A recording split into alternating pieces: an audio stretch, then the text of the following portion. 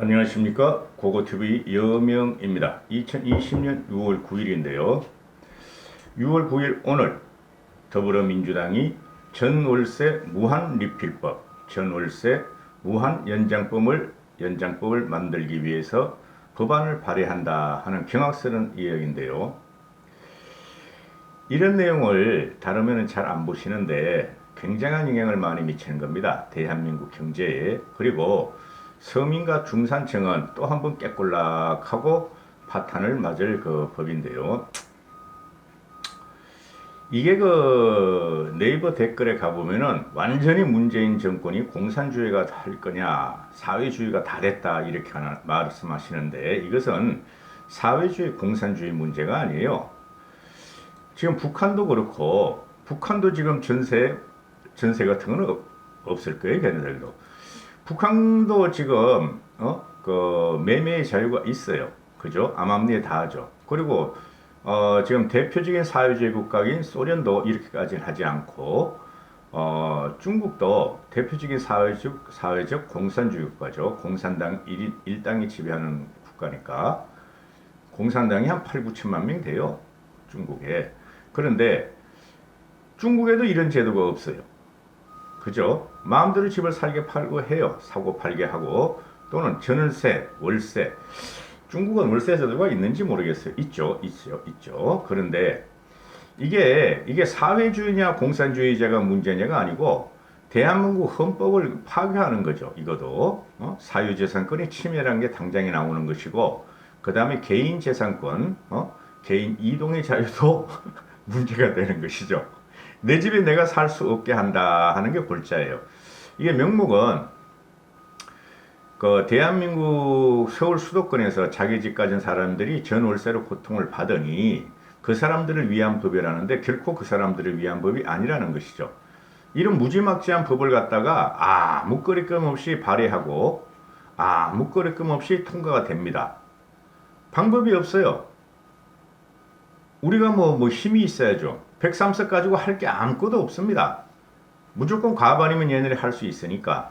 그러니까 정권을 한번 뺏기면은 이렇게 우리가 혼이 달아날 정도로 충격적인 그 법안이 통과되고, 우리 혼이 달아날 정도로 혼을 탈탈탈탈 탈곡기로 털어버려요. 앞으로 이런 일이 어마어마하게 일어납니다. 문재인 정권 2년, 그리고 남은 4년, 의회 권력이 4년이니까, 그죠? 그 전에 이게 뭐 우리는 무슨 일을 해야 돼요. 그 전에 2년도 깁니다. 솔직히 말해서. 응? 이게 핵심이 뭐냐면은, 갖지 않아서 참 힘든데요. 저도 방송하기가. 주인이 살고 싶어도 증명을 해라. 너가 저 전세를 놓고 나와서 나왔기 때문에 너는 재산가 아니냐. 요새 보면 말이죠. 집주인들이 그 부채에 못 이겨가지고 자기 집을 전세 놓고 싼 데 가서 사는 분들이나 또는 월세 사는 분들이 꽤 있어요. 집값이 오를 것인데 왜 파느냐. 그리고 내가 가진 집을 평생을 내가 이 집 할애를 위해서 30년을 갖다가 내가 노동을 하고, 그죠? 고통스럽게 장만한 집인데 쉽게 팔 수 없다. 우리나라 국민은 귀소 본능이 강하잖아요. 또 내 집이 없으면 뭔가 불편하니까 그 많은 세금을 보유세하고, 그죠? 종소세를 내면서도, 재산세를 내면서도 그냥 그 집을 하나 지키고 있는 것인데, 이걸 파괴하겠다는 소리입니다. 문재인 정권은. 근데 문제가 뭡니까?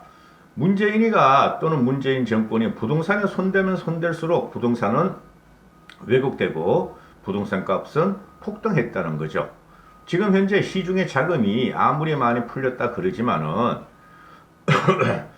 그 대한민국에서 그 문재인이가 저 추경 1, 2, 3채가 6, 70조 늘려놨는데, 그거 가지고 시중에 그거 다 소비하는 거 아닙니까? 그죠? 그거 가지고 무슨 집값이 올랐겠어요?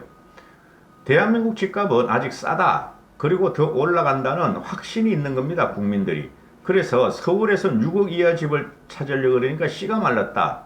서울 평균 매매가가 9억이 됐다. 강남을 조금 더해서 그렇지만 강남이 몇 채나 된다고요.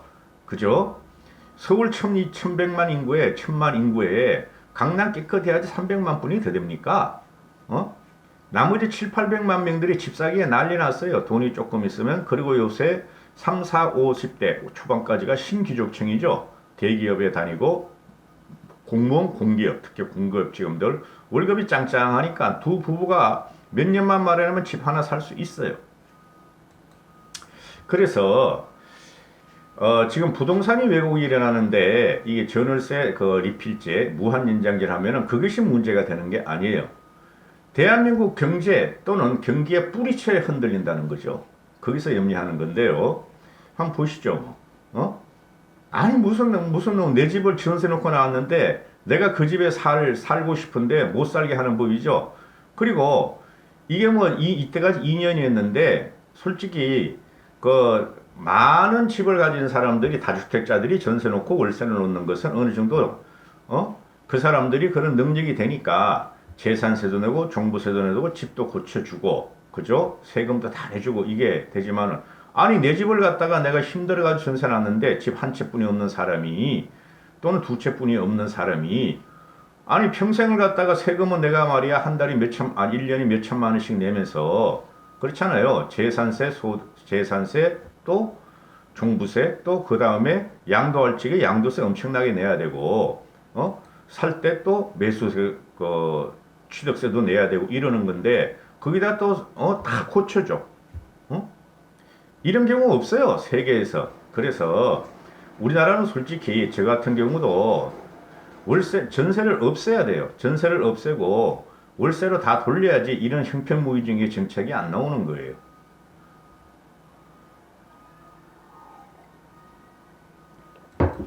이게 뭐 박주민 또 뭐 또 누구야 윤후더 대표적인 시민운동가 그 좌파들이죠. 이런 애들이 지금 임대차 보호 3법을 본격 발의했다. 오늘 한다 그랬으니 했을 거예요. 전월세 신고제, 전월세 상한제, 계약갱신 청구권. 이 전월세 신고제나 전월세 상한제 이런 것은 전월세 신고제 같은 경우는 그 세원을 투명하게 하기 위해서 할 수도 있는 문제지만은 전월세 상한제 이거도 5%까지 뿐이 못 올린다. 물가가 5% 이상 올라가면 어떻게 할 건데? 그죠? 그건 안 되는 거고 2년 만에 5%에 2년 만에 그러면은 우리 같은 경우 저는 빼고 자산가들 경우 대비 자본이 투입하면 인풋이랑 아웃풋이 나와야 되는데 1년에 2.5% 수익이란 거는 힘들죠. 그래서 전월세 상한제도 이게 문제가 되는 것이고 제일 문제가 되는 것이 계약갱신 청구권인데 현재는 2년이죠. 계약갱신 청구권이. 그죠? 근데 이거를 얘네들 임차인에 한해서 계약갱신 청구를 2 플러스 2 이 1 플러스 1도 아니고 2 플러스 2로 4년을 행사할 수 있게 하고 임대료 정액 상한을 5%로 묶게 하는 것이 골자다 하는데 이게 2 플러스 2 4년을 갖다가 임대차 계약 청구권을 준다는 것도 이것도 넘어가서 무한 리필을 한다는 거죠. 무한 연장을 해주겠다는 애예요. 그예요 얘네들이 지금 아주 기가 찹니다. 기가 차. 그리고 문제가 집주인이 직접 살기 위해서 당신 나가시오. 내가 이제 살아야 됩니다. 하면은 얘네들이 세입자를 내보내는 경우에도 실거주해야 할 객관적 사유가 있어야 한다고 본다. 아니 내 집에 와서 내가 살겠다는데 실거주할 객관적 사유가 있어야 한다. 근거를 대라. 그럼 무슨 서류 떼라 뭐 어쩌라 뭐 재산이 얼마냐 뭐가 어쩌냐 별 지랄을 다 하겠죠. 별걸 다 하겠죠. 이렇게 불편한 사이가 오는 거예요.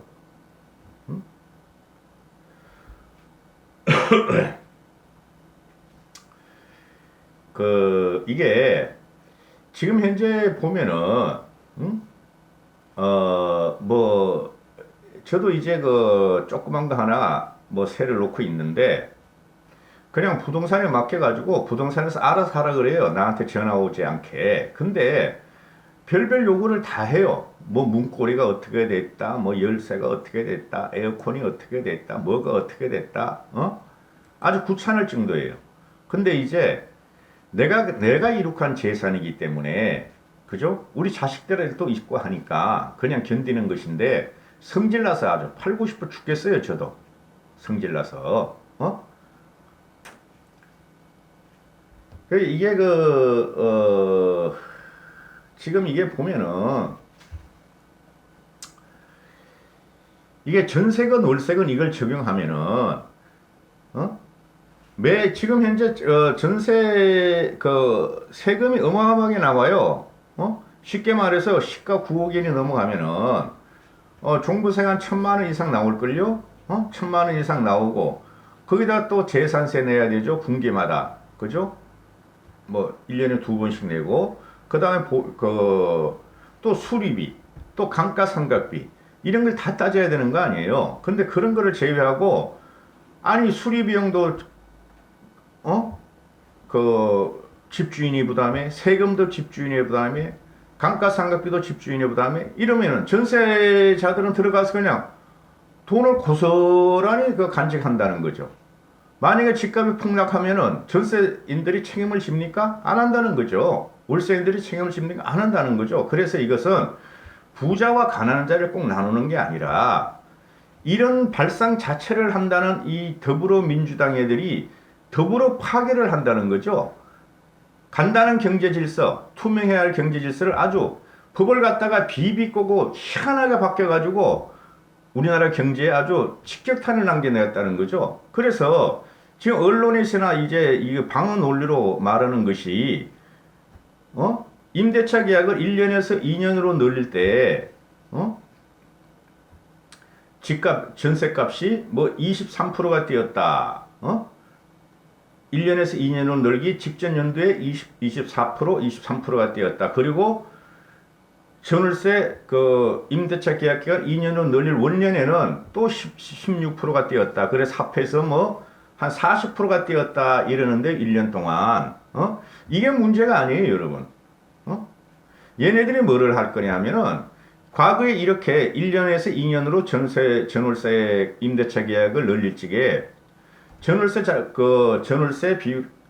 폭등을 했다 이러는데 이런 걸 또 막을 법을 만들 거예요. 민주당에서 막을 법을 만들어서 가진 자와 안 가진 자를 또 갈라치우고 전쟁을 시킨다는 거죠.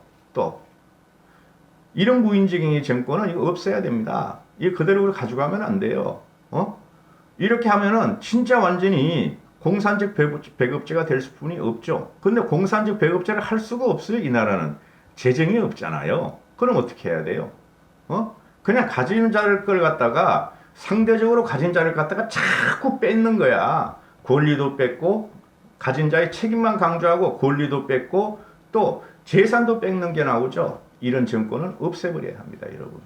좌와 우를 떠나서 말씀드리는 거 아닙니다.